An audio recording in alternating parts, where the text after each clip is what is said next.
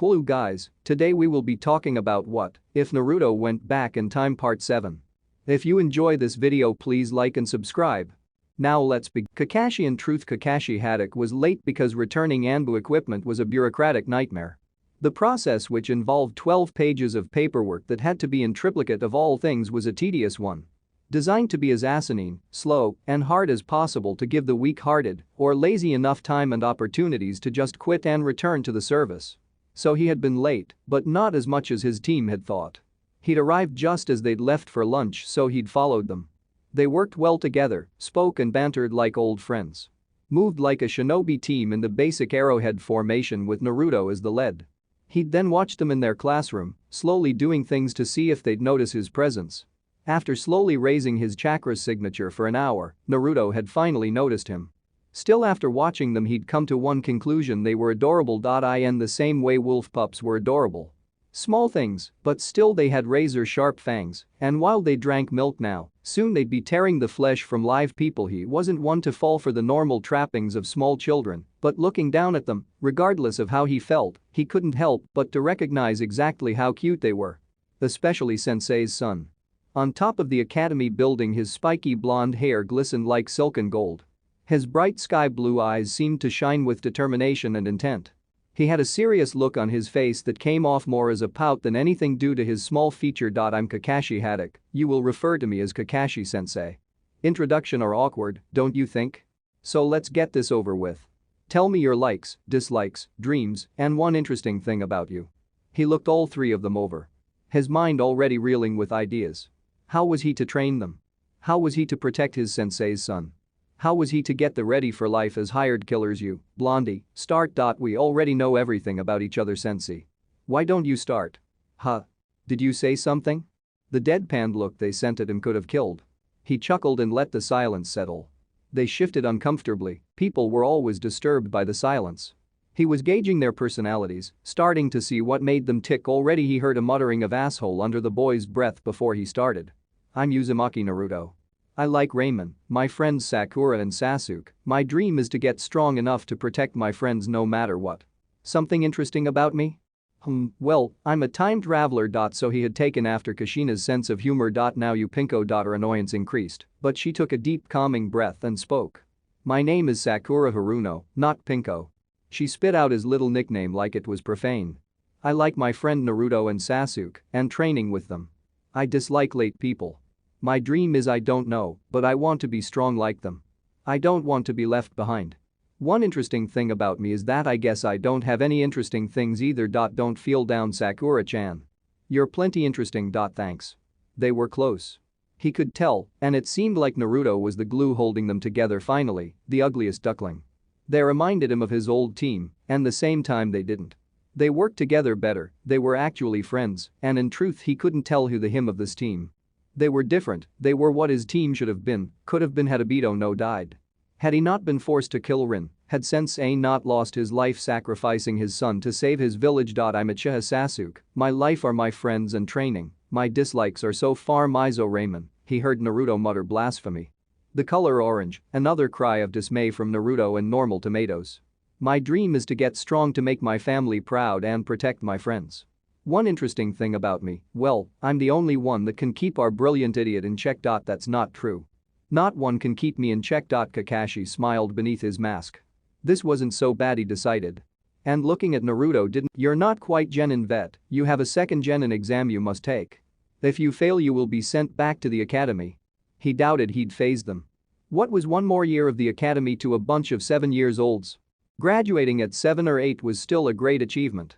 The test has a 66% failure rate. Meet me at Training Ground 7 tomorrow morning at 600 hours sharp. Don't be late. And I suggest you don't eat anything or you'll be throwing up. He gave them a wide once-over. Smirked a little to himself and stepped on the rooftop railing. See you then. He leaned back and fell off. Best to leave a little mystery for them.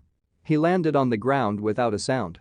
He looked back up to see the three of them walking down the walls with deadpan looks on their face. That's not going to impress us, sensei. Naruto really was like a combination of Minato and Kushina. Shida secretes were her trade. She was an old woman, born near the founding of Konoha. She'd had her brother die in the first shinobi was when she was a genin, fought in the second shinobi war, had her daughter killed in the third. She'd seen all the cage come and go. She knew all of Konoha's dirty little secrets, its deep shadowy deeds. She was old and knew and would always know until the day she died. But still she loved her village, she would have died for her village and had gone out and nearly done that more times than she could count on both hands. She was the head librarian. It was not a prestigious position, it had no great pay, you received no honors, and you worked as late and as hard as the Hokage. It had to be done though, and she was happy to do it. As head librarian though, she noticed when things went disturbed in any of her library. Normally this would cause her concern, anyone gaining unauthorized access to any of the shinobi library was a concern. Normally, but this was a special case. She'd always had a soft spot for Namikaze Minato. The boy had spent years in the shinobi archives studying jutsu theory and seal mechanics. He'd been a bright boy, a brilliant shinobi, and a monster on the battlefield. His son seemed to take after him, taking scrolls on chakra theory and control. Copying them down or memorizing them before returning them to the library. She let him believe he was getting away with it as long as he took nothing dangerous and returned the scrolls in the same place and location that he found them. Normally she would look away, but this time she was forced to take action. No 6-year-old should be taking a scroll on seal theory. Even introductory seal theory. So, with the ease of years of training, she followed the boy until he entered an alleyway that was relatively secluded. She realized he was leading her there, so then, he knew he was being followed by her. She smiled, he was very good for someone so young. Naruto-kun. May you and I have a word? He looked at her, his face one of caution. His left hand was on lower to his waist, ready to draw and throw a kunai in a second. She raised an eyebrow at that. Freshly minted genin shouldn't be that paranoid, no matter how skilled they were. The paranoia of shinobi life came with experience. Toshida-san? Why are you following me? His voice seemed innocent enough, and had she not known the mind beneath such words, she would have been swayed to believe he was an ignorant child. Come on, Naruto-kun, don't play that game with me. I've let you take what you please so far because none of it has been particularly dangerous. But seal theory, you're 7 years old, child. You're a little too young to start with such things. I'd be foolish not to take it back from you. His blue eyes looked at her, scanned her, then he changed. Or his eyes did. Toshida-san, please. I need this scroll. His voice came out cool and slow. His eyes looked at her calculatingly. She shivered, she'd those eyes on his father. They're dangerous. Only to a fool, Toshida-san. Do I seem like a fool? No, he didn't seem like a fool. She'd always seen him as a smart but fun-loving child. But looking at him now, she realized she hadn't quite grasped the intelligence hidden there. She had sinking feeling she wasn't quite grasping all of it still. His eyes bore into her, he seemed to peel her back layer by layer. Blue, deep, deep blue like a frozen barren ice field. Naruto-kun, give me back the scroll. He looked at her once more. Seemed to contemplate something, then those cold hard eyes changed back. And a soft blue sky was left. Okay, Toshida-san.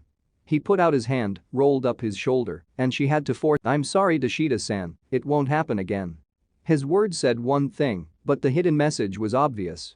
I'm already beyond that scroll. I don't need it. She looked at his and frowned. How long? How long had he been dabbling in things so dangerous? A few months. She was old, and nothing surprised her. But a few months, and already he was capable of writing and shrinking seal matrices. Not only that, but space-time seal matrices. That took normal people years, his own father had taken a year just to get to that state, and the boy had taken a few months. On one hand, a talent like that couldn't be ignored. It couldn't be wasted. She'd have to talk with the Hokage. A few months. She held the scroll in her hand, rolled it over his calloused palms and wrinkled flesh. She couldn't stop looking at him. Couldn't stop staring at him. She handed the scroll back to him. Before you take any more material on Fuinjutsu, come and consult me. She looked down at him, then sighed. You're a troublesome little boy, you know that? Am I? He was a cheeky little bastard. Sakuradon was an eerie time in Konoha. Only shinobis and merchants moved around before dawn, doing their best to ready themselves for the oncoming day. The streets of Konoha seemed empty, strangely devoid of life. It unsettled her, it seemed somewhat unnatural, and so she moved through above the rooftops as fast as possible.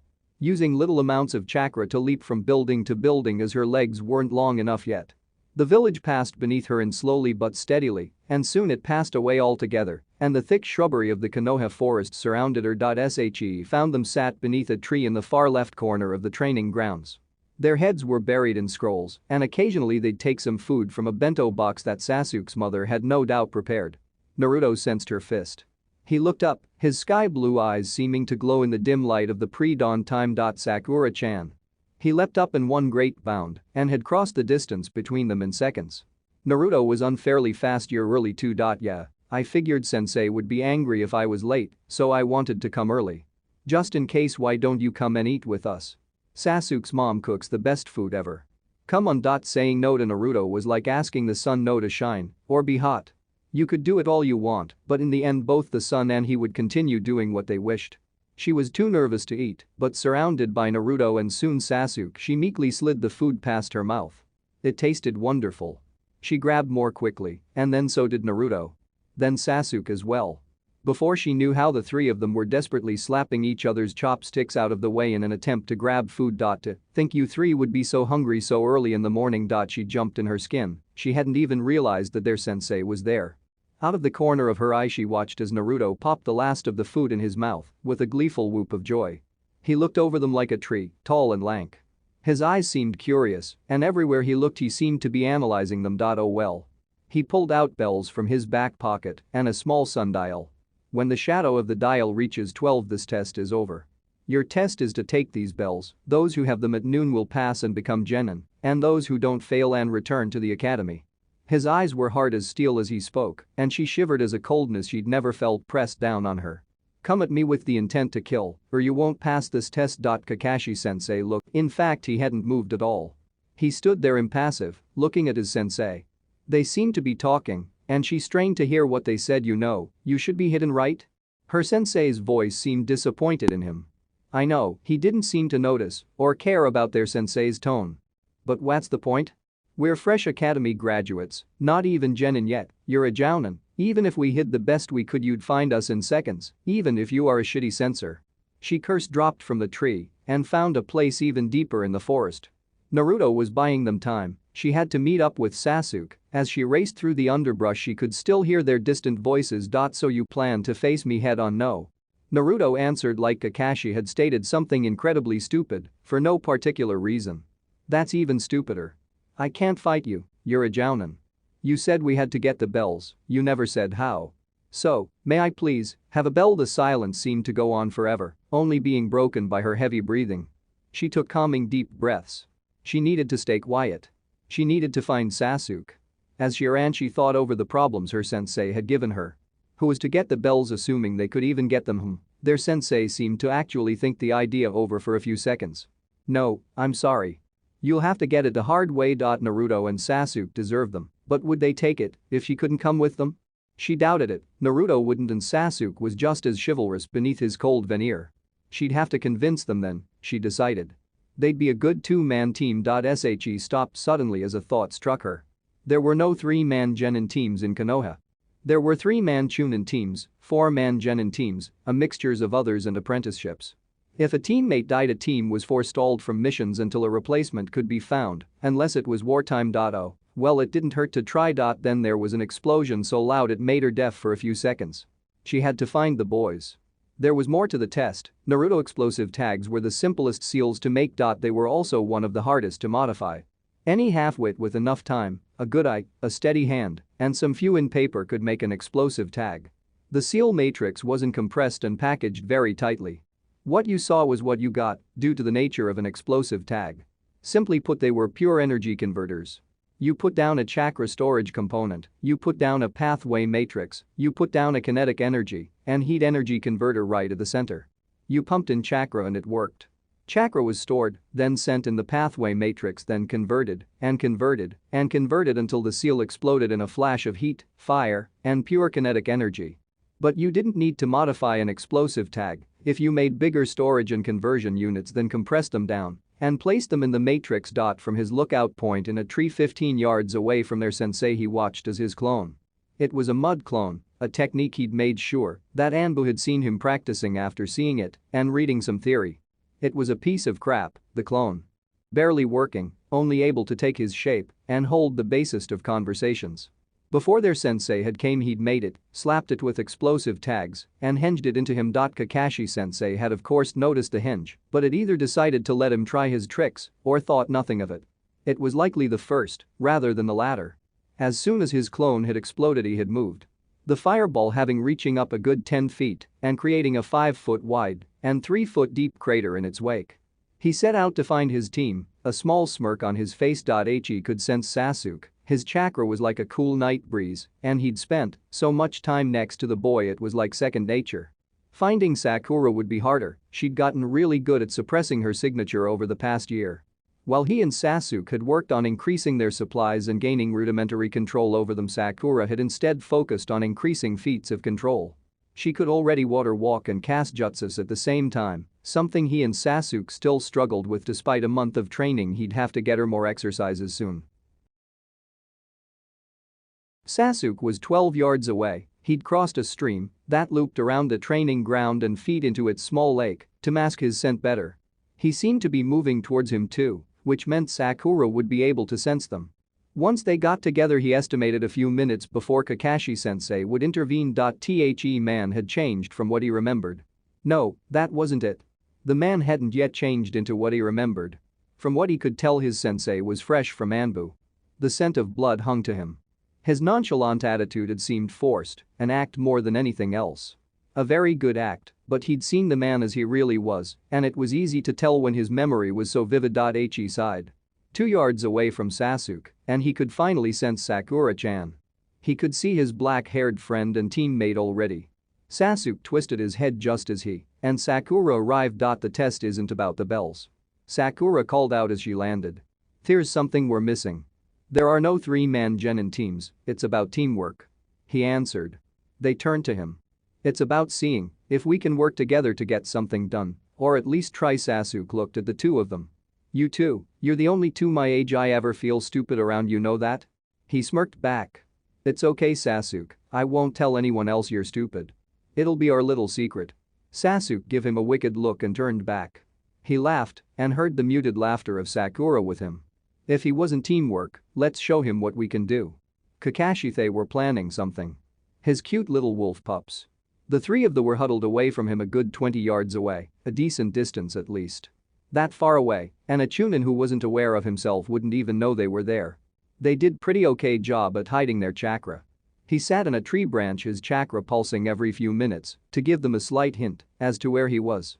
It was barely a flicker, but Naruto seemed to be a somewhat decent at sensing. That mud clone hinged as Naruto had been a slick move. He'd known it was a distraction, but he hadn't expected the explosive tags though. In truth, Kakashi had never thought a 7-year-old would be able to get his hand on explosive tags. He'd have to find out where the boy got them. Those things were dangerous and a good bit powerful than normal it would seem. He wanted some. They were moving now. Little flames of chakra bolting through the forest. They'd found him, and a few minutes later sections of the forest started to go up in a massive explosion. He'd get an annoyance, as sensei it would be his duty to pay for any large-scale damage to the training grounds that happened while his students were still genin. Thump, thump, thump, a staccato of explosions that echoed like firecrackers, large expensive firecrackers. He moved, they wanted to draw him out, so be it, he'd go to them. He appeared in front of Naruto in a blur. His foot was in motion before the boy even knew he was there. He had to hold back to keep from caving in his little chest, but he'd be feeling that for a good week following this. He disappeared again and met Sasuke with a backhand only to pull back as a kunya flew past his head. When he spotted a flicker of red, he replaced himself with a log and launched himself at Sakura. The girl replaced herself with a large log. As soon as she saw him moving, they were fast, he could give them that. Even more kunya came, this time from both Sasuke and Naruto. He dodged a few, but when he spotted the light reflecting of the thin ninja wire he clicked his teeth in annoyance. He started to knock the kunai aside, but after a 5-1 exploded in his face and he had to shushin back. That almost had him. A thin line of blood from shrapnel dripped down his face. The tree he was standing on exploded and he had to replace himself once more. He jumped back suddenly as a pink blur zoomed past him. Her arm aimed for the bells, but he knocked